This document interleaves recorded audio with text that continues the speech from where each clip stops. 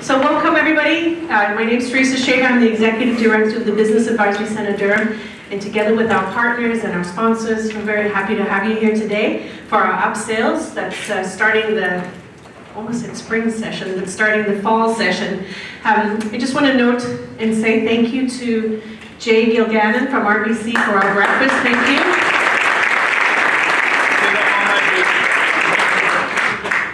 He stayed up all night. Daniel from the town of Whitby, and Sheila.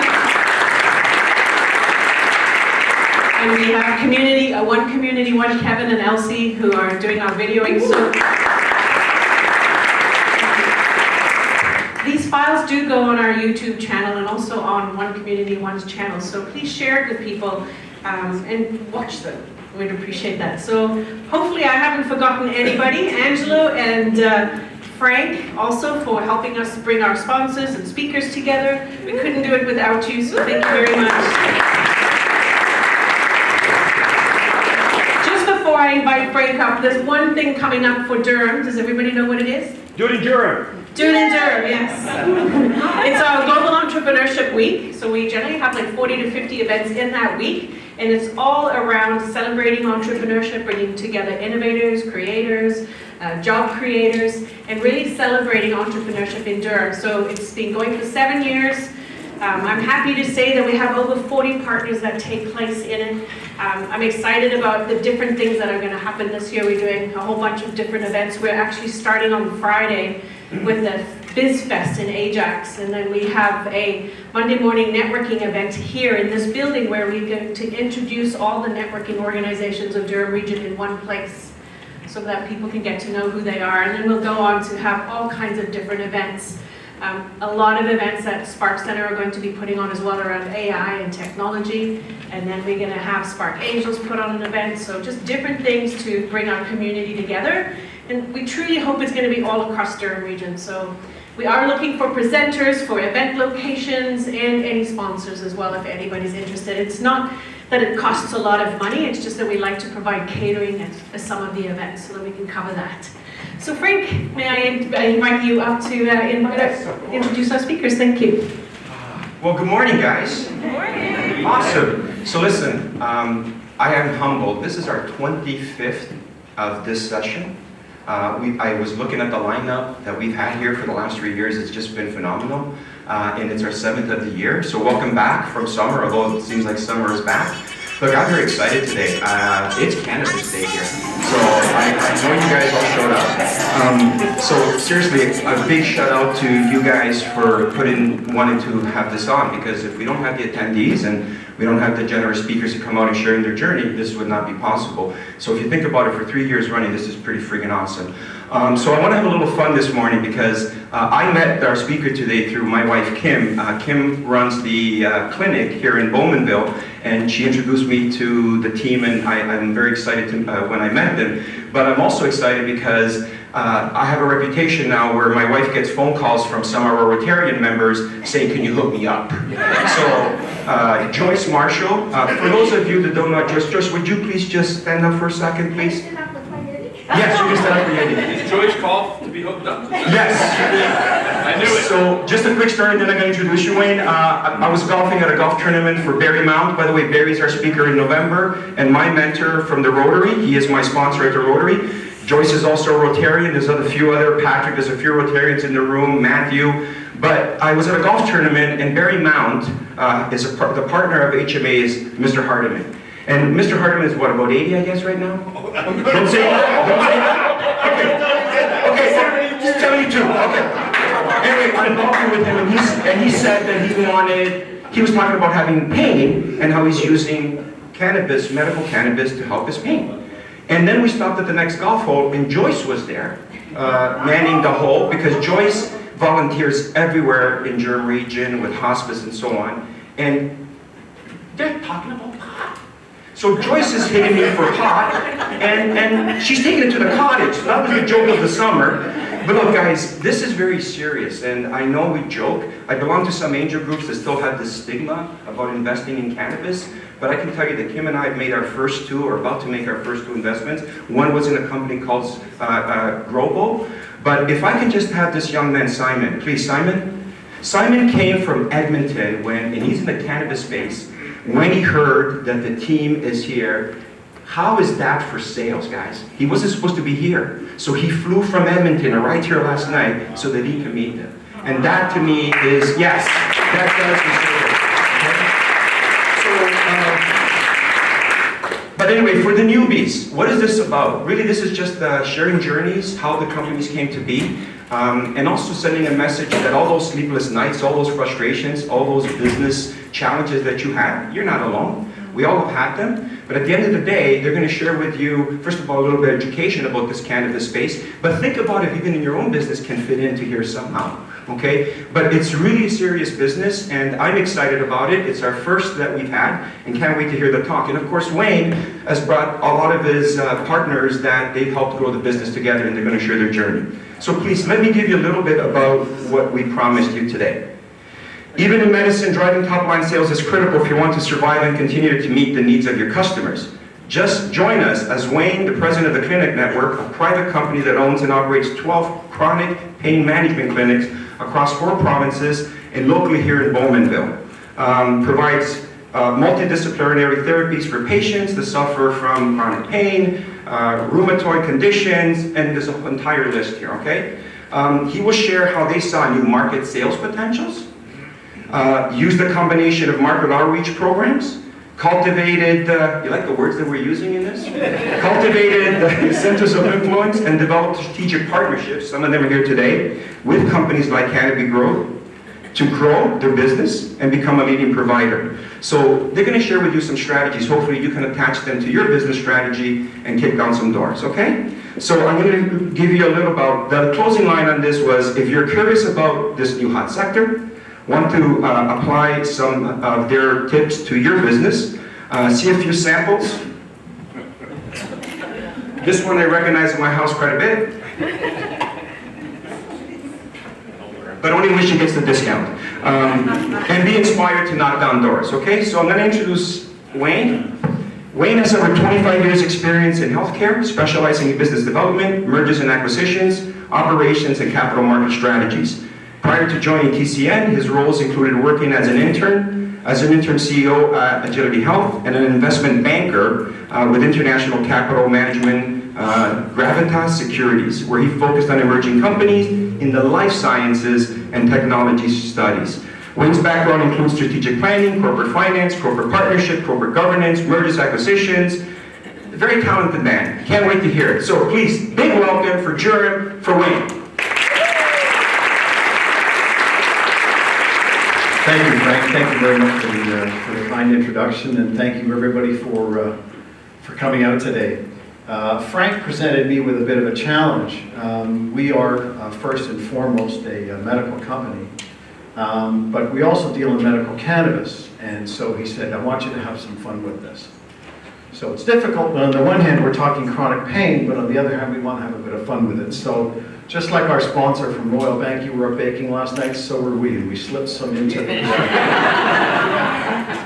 croissant. So if you haven't tried medical cannabis today, if you're in a croissant, you've tried it. The Clinic Network, or TCN, is one of the largest providers of out-of-hospital chronic pain medical services in Canada.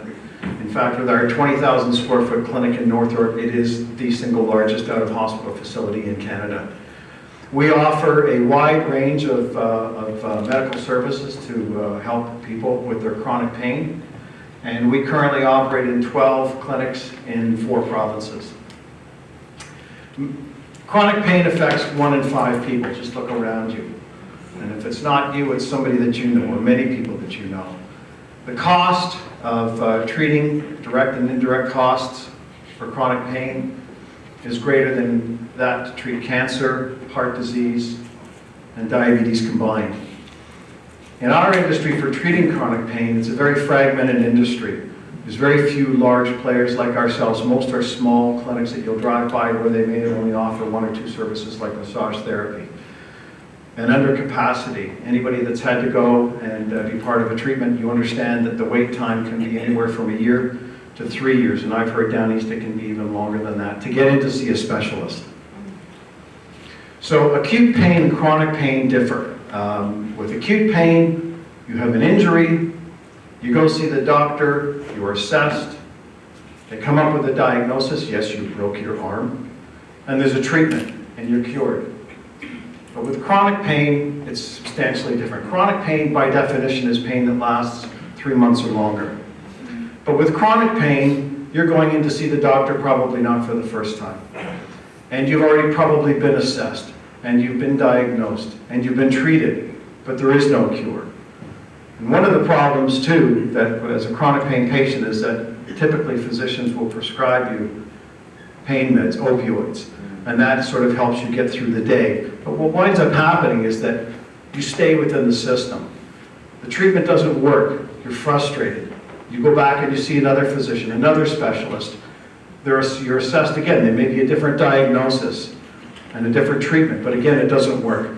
Chronic pain typically happens because of some serious injury in the past that wasn't treated properly, or a disease state such as cancer or fibromyalgia, where it's something that you're going to have potentially for the rest of your life, and the treatment is very, very difficult. Now, this does a couple of things. First is that it creates problems for the patient and the patient's families.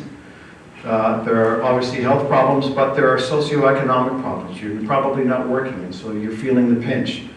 There's emotional problems, there's depressions, and so on. So it's a very, very serious problem. The other thing that it does is it clogs up the system. The same patients are going around and around seeing the doctors, which prevents new patients from getting in, and that's one of the reasons that why you're waiting for so long. So the clinic network, we've built a pain management platform that is comprised really of 3 areas. Interventional pain management, which involves injections or implantable devices that may block nerve signals. Allied health services, which covers occupational therapy, physical therapy, chiropractic, massage therapy, and so on. And then alternative and integrative services, which includes orthotics, bracing, and medical cannabis.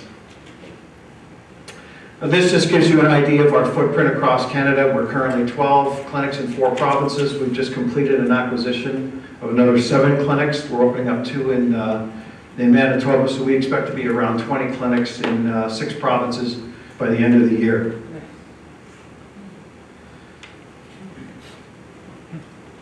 Sorry, and from humble beginnings, you wouldn't believe how long it took me to find this slide. It's not Photoshop. So, we started our first medical cannabis clinic back in 2013, and opened up a number of other clinics following that. But about 2 years ago, when the government indicated that they were going to be legalizing recreational cannabis, we realized that we needed to expand our service to include other pain-related treatments. So having gone from medical cannabis, these are the services that we provide today. I'm not going to go through these. At some point I'm going to introduce you to Dr. Steve Lifshin, who heads up our medical and clinical affairs. If you have any specific questions on some of the services that are included on here, Steve is here and he'd be more than happy to help you. But today, medical cannabis actually only represents less than 5% of our revenue. We expect that's going to go up as more and more people become educated, more and more people try the croissants, so we expect that number to go up. Our corporate strategy is to become the leader in chronic pain management in Canada. As I mentioned, we're going to be doing this through 4 key steps. The first was to create the platform. And this is the platform whereby we provide a wide range of medical services. Very few companies in Canada that can do this. The second is to leverage our expanding network to put our arms around as many patients as possible. The third is to consolidate what is a very highly fragmented industry. And finally, next year, after some anticipated changes this October, we plan on selling medical pain treatment healthcare products largely based on CBD through our clinical network. But how can you apply these techniques that we use to build our business to help you build your business? When I asked Frank to describe the profile of the people that would be in attendance today, he mentioned that most of the people are going to be small business owners. Many of them, in fact, will work from their own home. And he also told me that these events were also designed to provide tips that we use to help you increase your sales. That being said, I realize that some of the strategies that we use may on the surface not seem to be appropriate for your business. But if you take the time to study them, you'll probably find that these can be used very effectively in your business. The first idea that I want to share with you today is creating one or more strategic partnerships with other companies or organizations that target similar markets as you do. Forming strategic partnerships with other like-minded businesses is a smart way for both companies to get ahead and to help each other. And here are some things to keep in mind. Know your market. Who is it that you're selling goods to? Are you a B2B company? Are you a B2C company? And go beyond vague definitions of your company. Try to pinpoint exactly what your average customer looks like. And if you aren't sure what size company or the age consumer that is buying your products, you may have to do some additional market research to look into this. But once you have the answers to these kinds of questions, seek out other local companies with the same focus. And while you clearly don't want a strategic partner with a competitor, you don't necessarily want to establish a partnership with somebody that doesn't understand your sector. Think of your target market as a whole and come up with a list of other interests that your consumers may have. And let me give you an example. Say you make and distribute organic baby food. You should seek out other small businesses that deal with parents of babies. A nearby daycare could be a great spot to drop off your business cards, your flyers, and in exchange, you could offer to put up their banner on your website. That's a very simple example, but let me give you another real-world example. I think earlier this year, Frank, you had a company called Dimples that presented here. Dimples manufactures and distributes jewelry that uses people's fingerprints as part of their design. Now think of who their customers might be. Couples getting married or just couples, new parents or grandparents, best friends and so on. So what other products or services do these people buy? Well, just off the top of my head, there's baby imprint castings. We did that. You can approach those types of companies. Photography services, wedding planning services, doulas. It doesn't take long to put together a list. For your business, think about how you can help their business. And then sit down with them and explore ways in which the two of you could work together. Now, as I said, these are two very simple examples, and obviously some businesses are way more complex and are going to require more thought. Find bigger brands that share a similar audience and look for a win-win solution. Successful partnerships are all about identifying other companies that have similar interests and similar customers. And just because you're small, don't think that the larger companies aren't interested in partnering with you. All you have to do is look at small biotech and big pharma, or look at the relationship between small mining companies and large mining companies, or small tech and large tech. Those types of partnerships exist. Larger companies are looking for the same thing that we are all looking for. They're looking for additional revenue and different revenue silos. And also look to other startup companies as well. It doesn't have to be with a big brand company. In fact, it's these types of partnerships that, when they're successful, can often lead to a merger, which creates that 1 + 1 = 3 elusive scenario. And this is also a strategy that can be used not just for products, but for services as well, too. And if that describes you, try and find other businesses that offer complementary services. So, for example, a lot of lawyers will work with accountants and establish a referral network. Plumbers work with electricians or builders.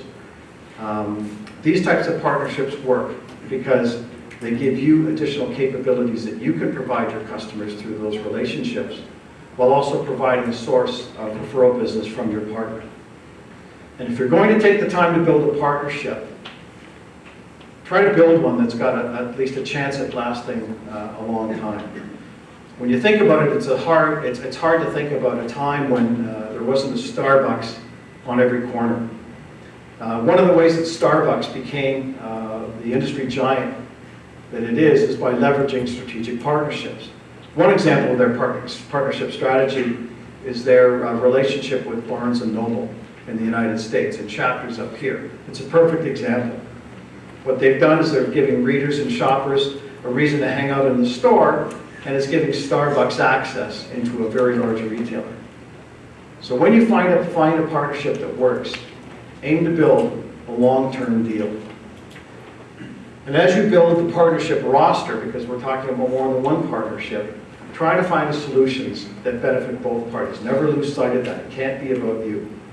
Because your success is going to depend on a win-win relationship. And also remember that finding the right partners and coming up with the right deal doesn't happen overnight. It takes time. It takes modifications. When you sign a deal, that deal gets put away. You don't go back to it. But you work with your partner, and if things need to be changed, you change the deal, and you go back to the partnership. And you may not always see results from your partnership initiatives or cross-promotions overnight. But it's worth the time to spend on putting together the right deal.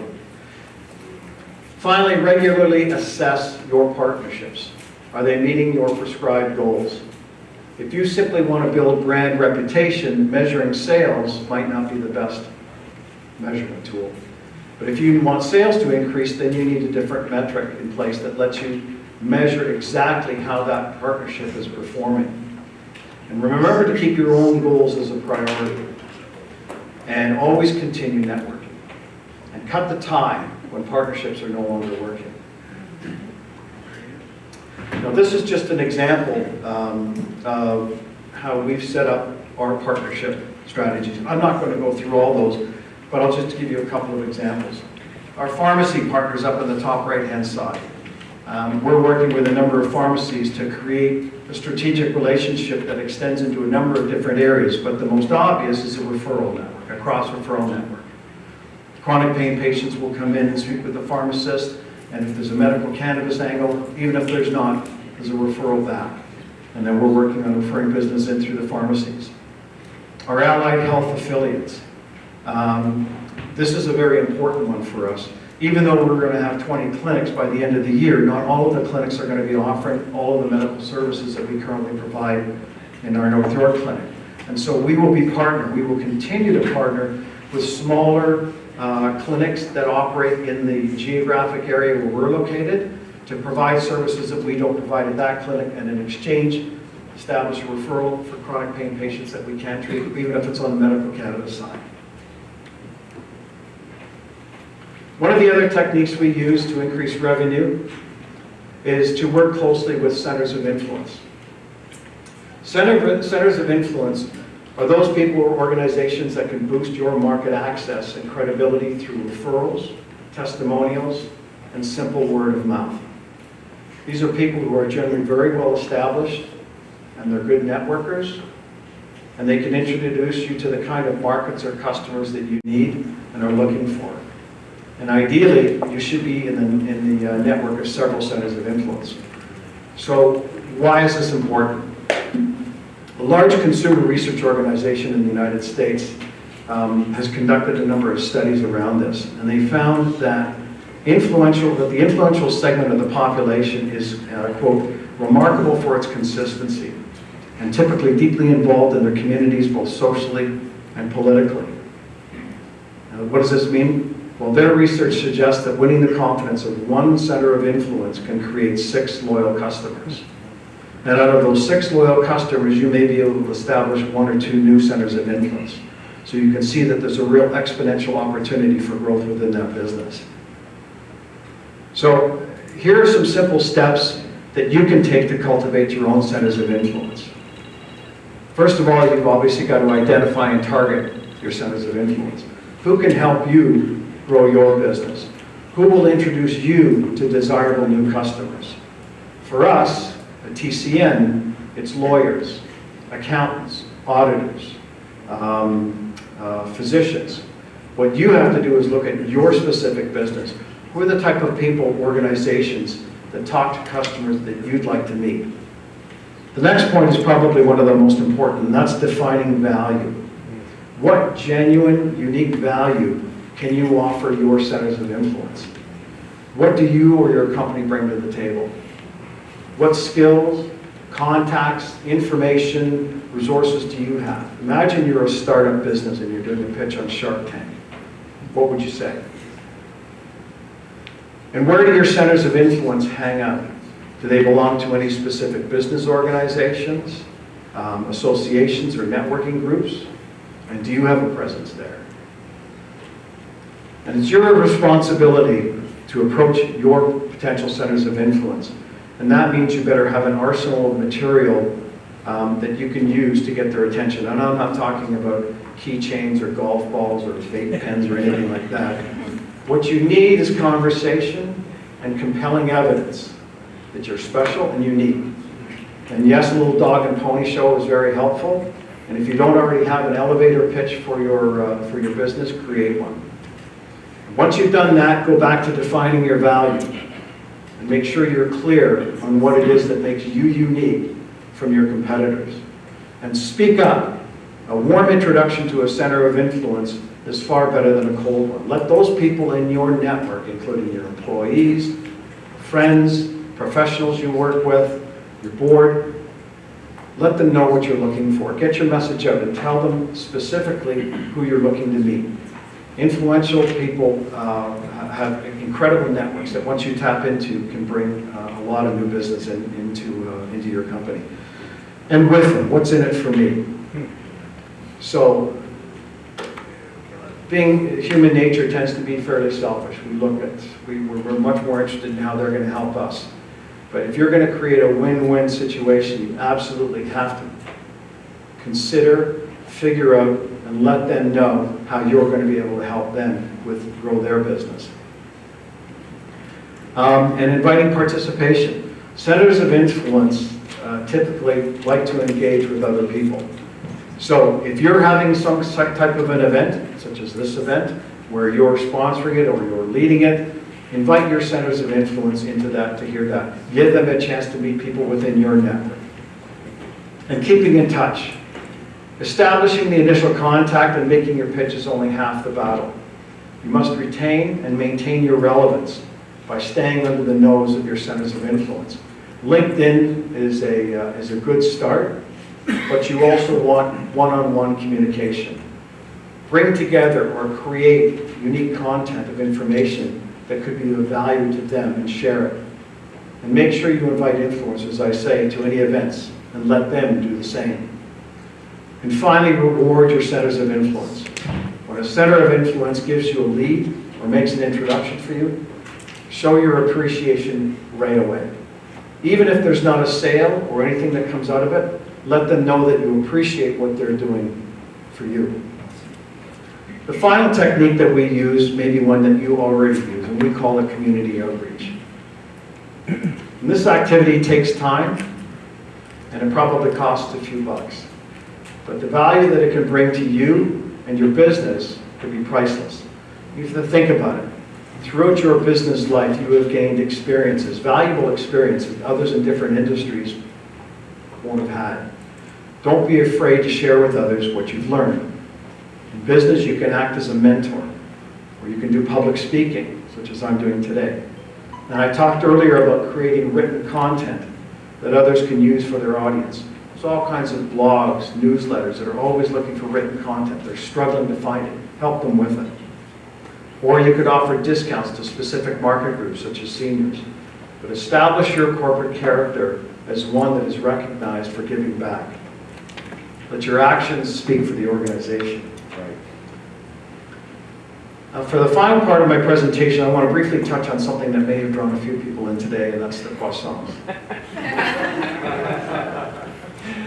Frank mentioned that we have a clinic in Bowmanville, just east of here. Kim, we're lucky to have Kim as a big part of that. Not only do we offer medical cannabis services at this clinic, but we also offer telemedicine service for patients where medical cannabis may not be the solution to the issue. And as with the rest of our clinics, we're going to continue to add additional services either directly or through partnerships, more than likely through partnerships, as I stressed earlier, to be able to broaden that circle of health or circle of care, if you will. Medical cannabis is a treatment option that seems to address a number of conditions. There's a lot of anecdotal evidence out there, and there's more and more clinical evidence that's coming to the surface as well. But 2 out of 3 people that use medical cannabis are using it for chronic pain.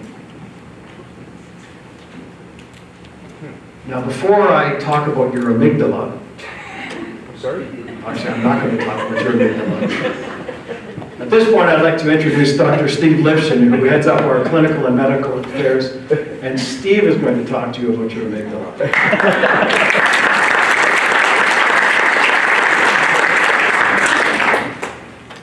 Thanks, Wayne. I hope to not bore you guys too much with the amygdala, but I'm Vice President of Clinical Affairs at the Clinic Network. I'm also the Managing Director of our main pain center in North York. I was invited by Wayne today to give you guys a everyday version of what we do on a regular basis in our medical clinics. So I'm going to start from explaining my journey of medical school. We actually learned that cannabis is a Schedule I narcotic. So if you guys aren't aware, Schedule I narcotics are heroin and ecstasy. So that means that there's no medical value and it's an illicit, illegal drug that should never be used. So unfortunately, they didn't give opiates the same benefit of scheduling it as the most, dangerous drug that's out there. But people classify today as painkiller. We know that there's a lot of reasons why people have pain. Pain is described as a symptom, not necessarily as a disease. There's usually a disease state behind the symptom, but there's a broad range of different diseases that could actually lead to the symptom of pain. And many of them lead to chronic pain. There's situations where you can get into a traumatic event or you can injure yourself. And there are strategies where actually opiates might work. So if you get hospitalized in an injury in a car accident, they'll provide morphine to you and they'll provide immediate relief. But that's because it's a peripheral pain. And so the reason the amygdala is up here is because this is a part of your brain inside that we call a central mechanism. So cannabis tends to work not necessarily on the peripheral pain, but on the central mechanisms in your brain that are actually signaling that pain is there and that it's in the way of your ability to function. So when we provide cannabis to patients, and I'll go through, without boring you guys too much on the science of each of the molecules, because it's a very unique space. There's 102 licensed producers, and it's probably more by the time the slide deck was up and running. There's 500 known cannabis strains legally in these licensed producers, and probably tens of thousands on the black market. And each individual cannabis strain actually has a range of different active ingredients and cannabinoids within it. Within that, there are different variations, different strengths. And so the medical research community is actually working actively now, picking up the pace to understand how that evidence, because we work with evidence-based medicine, we need to see how it works and why it works. And to go back a little bit on history on why opiates were actually allowed to be used, there was a study back in the 60s that showed that in a 7-day period, people felt more benefit from an opiate, from morphine, than they did from aspirin. And that in a 7-day period, nobody got addicted. Well, the addiction doesn't typically happen in that first week. It typically happens once the strategy fails. And what we know is that in your brain, centrally, the more you use it, the less it works. So you're kind of going against yourself. Further to that, opiates have an increased amount of social isolation. It decreases your immune function. There's an incredible amount of morbidity related to it. There's 130 Americans that die every day. There's 10 Canadians that die every day. With a strategy where you're going up a mountain backwards, it doesn't make sense. But unfortunately, the marketplace doesn't provide many good alternative means to actually treat your pain. Our center deals with a lot of specialists. We have a lot of modalities, a lot of different therapies that apply to specific conditions, but those are specific to target the actual disease state and try to help the symptom locally. Cannabis, we found to be an incredible agent to work on the symptoms of pain in your brain. And what we describe, it decreases the unpleasantness of pain. So it decreases your threshold. And in contrast to that, opiates actually make you more sensitive to pain. So if you've ever spoken with a patient who's on high doses of narcotics or painkillers, if you just physically touch them, they're actually more sensitive to touch and pain. And if you try to actually reduce the patient's dose of those medications, they become even more sensitive to the pain. So it's an incredible challenge that we're facing to address these issues in the community. And we often offer a better alternative strategy. And cannabis, we've found to be a relegated to, not science, has come back into play as a very useful tool for us to actually, provide patients with symptom management, with, I don't remember the actual number, but I think you have to smoke 100,000 joints in the period of a minute to overdose and die from it. Wow. It decreases inflammation. There is, of course, risk of addiction with everyone. Good thing I was in Just the green button. You press the black. So there's anything has an addictive nature into it, and part of that is a person's personal behaviors. Cannabis has a much lower addiction risk than other medications, and within cannabis there's a wide range of products that can be used that actually completely reduce the risk of addiction. We use CBD actually as a way to treat the withdrawal symptoms of patients who we're trying to wean off of opiates. THC, which is the psychoactive component of cannabis, is something that we deal with carefully because we understand the psychoactive effects could affect people. So within that, we've, over the past few years, spent our time really gathering the medical data. Our patient population is probably around 100,000 over the past decade that we've treated in our facility in North York with various types of therapies, including specialist interventional pain management strategies that we use. And we found that in our data, we've really compiled ways to safely treat patients in masses and really dial it down to the specific disease states to figure out what's the best strategy for the patient. And that's why it's complex. It's not what the guy on the side of the street is selling you, which actually might be the best strategy for you. And so this is where the medical kind of knowledge, experience, and data gathering, actually producing that research and data is actually very useful. So at the Clinic Network, many years ago, we developed a strategy that both compiled our protocols and processes that we deliver to patients and delivered the easiest way that we can deliver that back out to the community. And so whether it's in a physical presence or it's by telemedicine, patients can access us from across the country. They can gain access to our medical professionals who've dealt with chronic pain patients, who've dealt with all the different licensed producers, all the available products that are in the marketplace. And we're actively working together in partnership with some of these companies to actually develop products based on our experience and knowledge in that space. So our process at the Clinic Network, we've tried to make as easy as possible.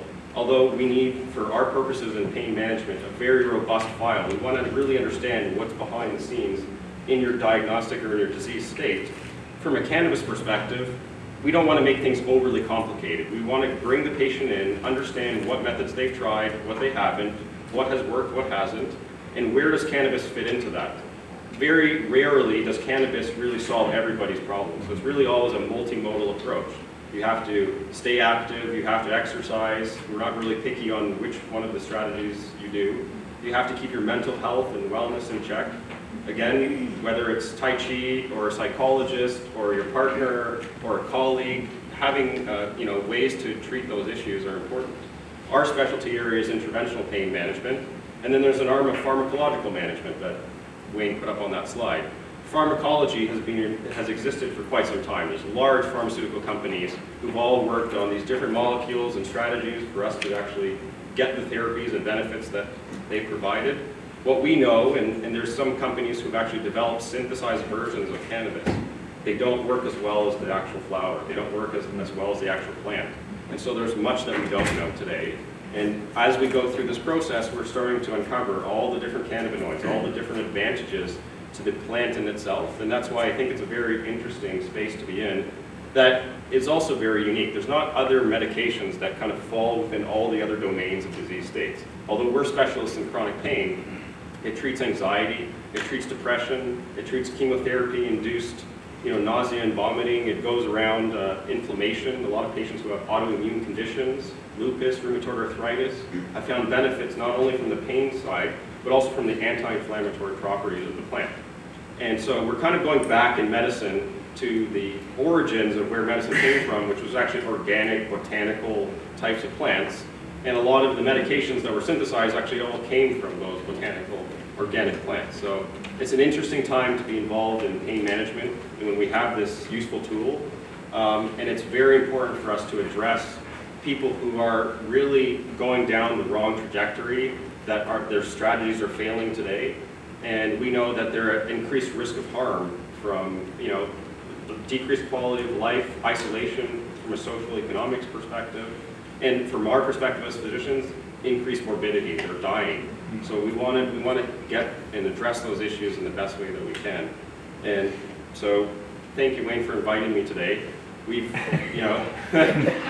this is more related to our producers, but we've tried to make it as easy as possible for patients to actually access the care. It's not what you can go and pick up in a store down the street or in your dealer. There's really legitimate evidence. There's legitimate ways in which these products are grown. And even within the products that are grown, there's variation. This is a plant, right? So you want to work with legitimate businesses that actually have put in the proper effort to make sure that those safety practices are in place, that it's actually the medication that you intended to have. There's no, illicit other products in there that are really geared to gaining faster growth or just doing things faster than necessary.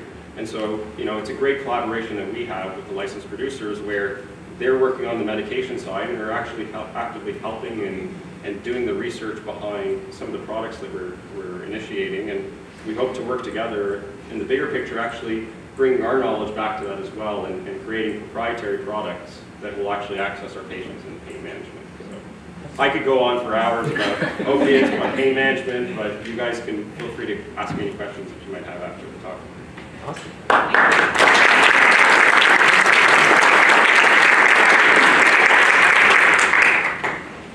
At this point, I'd like to introduce Jim Andrews, who's with Spectrum Therapeutics, which is a wholly owned subsidiary of Canopy, one of the largest and most significant LPs, licensed producers in Canada, and one of our most important partners.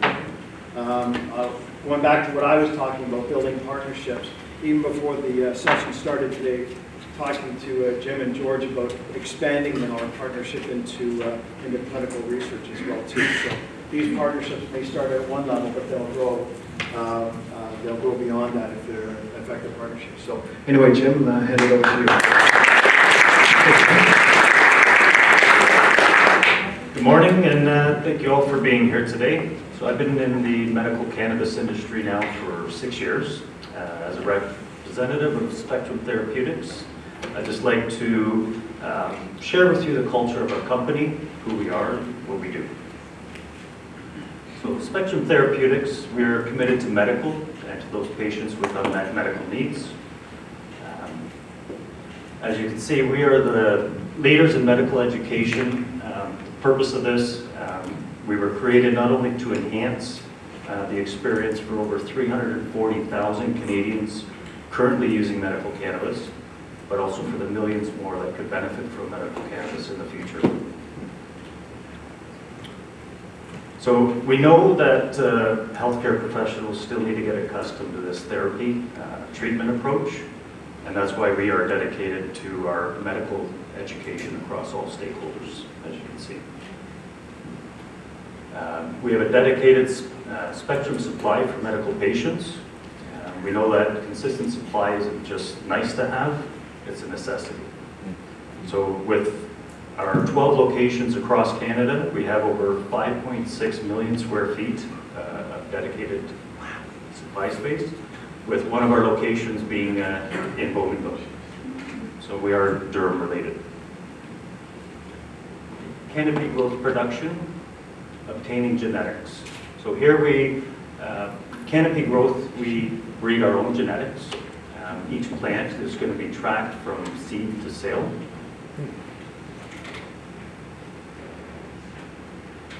Finding winners are Canopy phenotype selections. Phenotype selections is growing out large amounts of seeds throughout their life cycle. and observing and recording their characteristics. Those best plants are selected for growth structure, aroma, yield, and pathogen resistance. It's also important to lab test each product for the chemotype for all measurable compounds. And the main goal is the spectrum to be able to offer a variety and replicate standardized products each and every time for a consistent customer experience. Canopy quality assurance. So every product goes through valid lab testing. It's going to meet the specifications defined in the European Pharmacopoeia, and that exceeds Health Canada's requirements. So we surpass Health Canada regulatory requirements with respect to the microbial count by 50%. 6 cannabinoids, 21 terpenes, heavy metals, yeast, molds, and bacteria. We systematically and monthly test for over 68 pesticides, microscopic visual inspection, as well as full pasteurization. So what is legal and what is not? So right now, through the legal program, the product forms that are available are dry flower, oils, and soft gels. And there are currently draft regulations for new product offerings and formulations, which would include edibles, topicals, and concentrates, all with an upcoming launch later this year. Industry's first color-coded system for all formats. The Spectrum is a straightforward color-coding system that simplifies the understanding of medical cannabis for patients as well as healthcare practitioners. Each color represents a category based on THC and CBD. The red represents products that are THC dominant with little to no CBD. Blue represents products that are more balanced in THC and CBD ratios. And our yellow represents our CBD dominant product with little to no THC. And all Spectrum therapeutic products can be categorized by the Spectrum, making it easier to select the right product for patients. Going through a few of our products, red cannabis oils, soft gels. Red cannabis oils are made from plants where the predominant cannabinoid is THC. Orange is an indica-dominant hybrid. THC is the predominant cannabinoid in this strain, but it's well suited for those previous cannabis experience who find that THC is helpful. Purple is our hybrid strain. Though the predominant cannabinoid is THC, it's lower than most strains, making it well suited for those new to cannabis. Blue oils and soft gels, they're made from plants with the cannabinoid profile exhibits an equal balance of THC and CBD. Green is our hybrid strain, again with a balanced THC and CBD.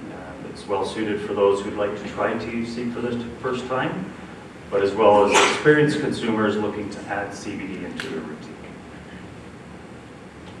Yellow is made from a hybrid strain and it's standardized to our CBD concentration. That's it. We'll miss the slide. Thank you.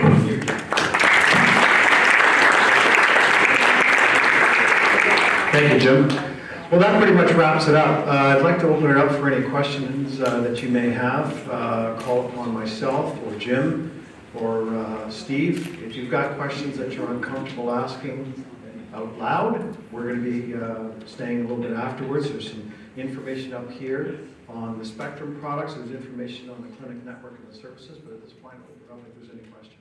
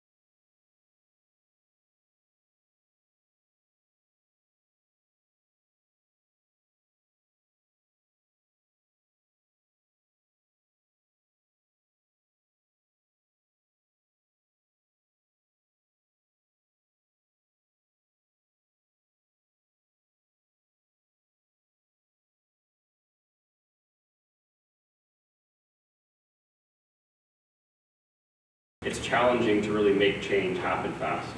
And so having worked in a lot of hospitals in Toronto, I can tell you that you really have to provide them all the evidence over and over again. You have to sit on different boards. You have to really get your message across to deliver something new and change the way the system's designed.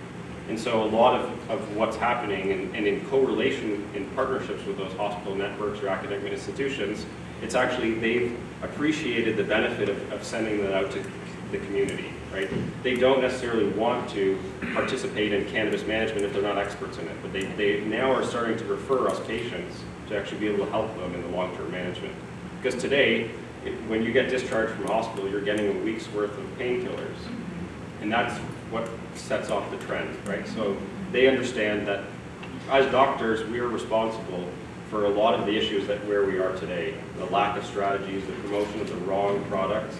It was because there were no other alternative strategies. This was, you know, until very recently, was illegal, was something that you get put in jail for. People in the United States continue to face that, you know, that kind of fate. And so today we're kind of doing catch-up, adopting it and translating into everyday usage. But we, you know, stand out as market leaders from a delivery model to be able to accession it to as many patients as possible in the safest way possible. It's no longer just allowing you to do it, it's really providing you the proper information and evidence where it exists. And a lot of that push didn't come from doctors, it came from patients. People were using it for so long, people were getting arrested, people were having trouble traveling, that, you know, there's so much pressure politically to make this happen and decriminalize it, that then just drove this propagation of the efforts to actually, now medical comes in, now recreational comes in and really solves why this issue, that this plant that's been used for thousands of years all of a sudden can't be. Teresa. Excuse me. Taking photos.